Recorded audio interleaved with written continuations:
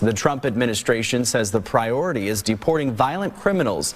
Still, Arizona Governor Katie Hobbs says the state will not use resources to aid in the deportation efforts. Task Force Safe, that's interdicting drugs at our ports of entry. Those are the kind of efforts we should be spending our limited resources on.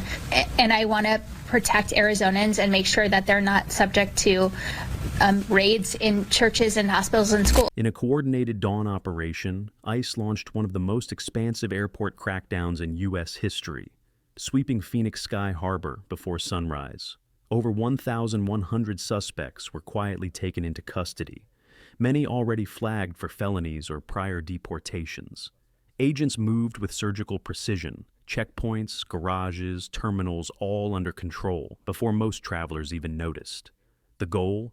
Zero disruption, maximum enforcement. Detainees were bussed out before mid-morning. Evidence collected, burner phones, fake IDs, smuggling ledgers, points to a sprawling network hidden in plain sight. This was no random sweep. It was months of planning, surveillance, and biometric tracking. By 10 a.m., the terminals looked normal, but behind the scenes, federal operations rolled on. By 10 a.m., most of the operation was complete. No major delays, no public disruption. Travelers were calmly rerouted while ICE buses quietly rolled out. Detainees were sent to off-site holding centers for legal screening. Agents recovered burner phones, forged documents, and ledgers tied to employment scams and identity theft. Officials confirmed the raid had been in the works for months, with surveillance footage, biometric tracking, and prior arrests used to build precise arrest lists. The sweep stretched across all 3 terminals, 6 parking garages, and even reached rideshare and bus zones beyond the airport perimeter, executed with sharp coordination and minimal public impact. ICE agents using an armored vehicle to find and detain an undocumented immigrant in Phoenix. It happened last Sunday. Natalie Cruz, a community advocate with Puente, was there and recorded this video.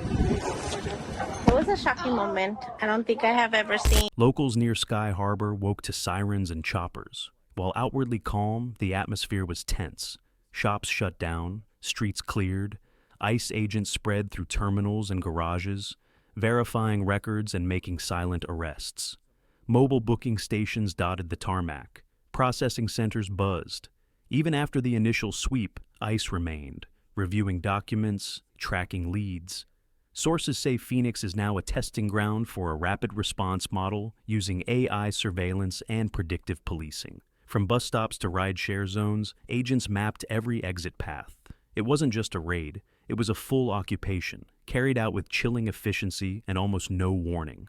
Really tense at times as they would surround an unmarked van that masked ICE agents would be bringing these detained people to. It led to pushing and shoving on both sides at different points. This repeated itself a second time as well as ICE agents went back up to detain more people. This all started yesterday with what appears to be a change in legal strategy by prosecutors here, by the administration.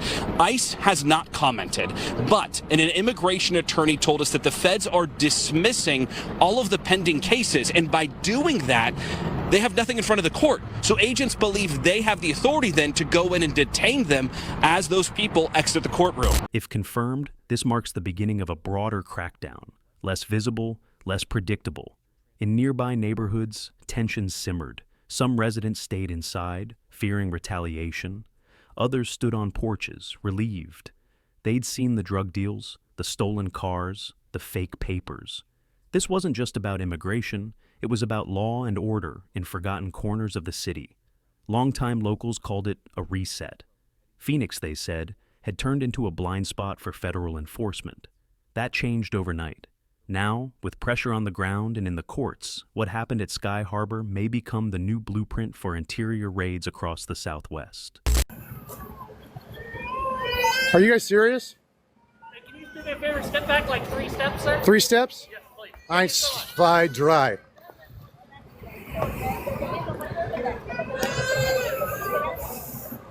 Hey, why are you guys covering your faces? I mean, if you got to cover your face, you're doing something wrong, right? COVID's over with, right? The mask didn't work anyway.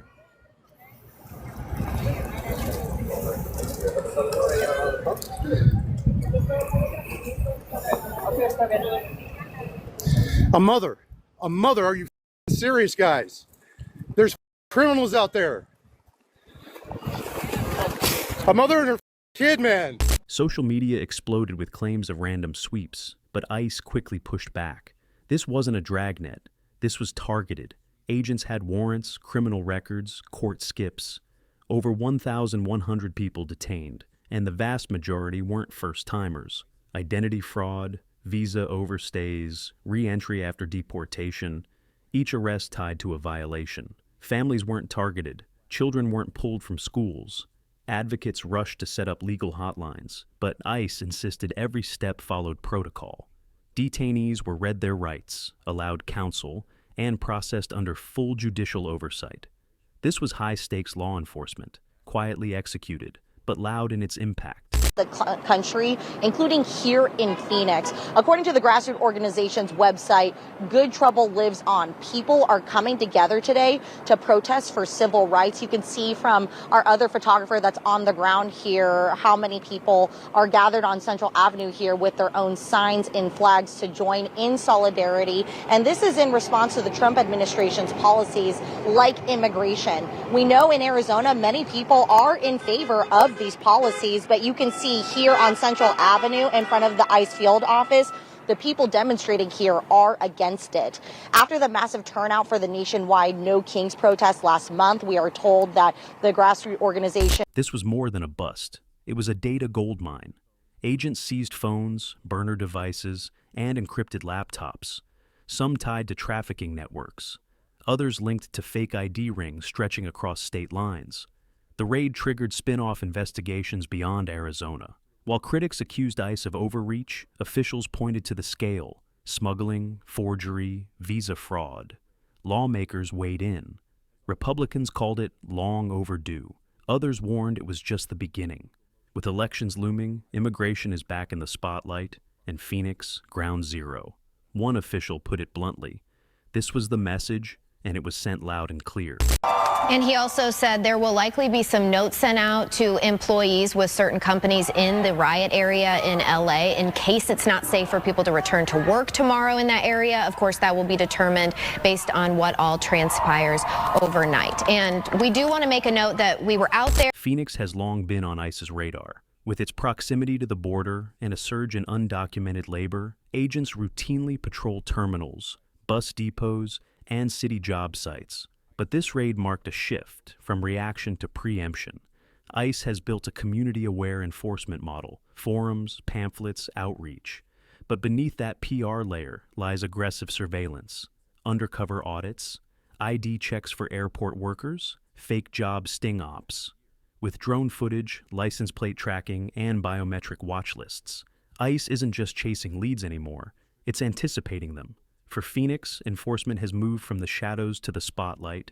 ICE is no longer focused solely on border checkpoints.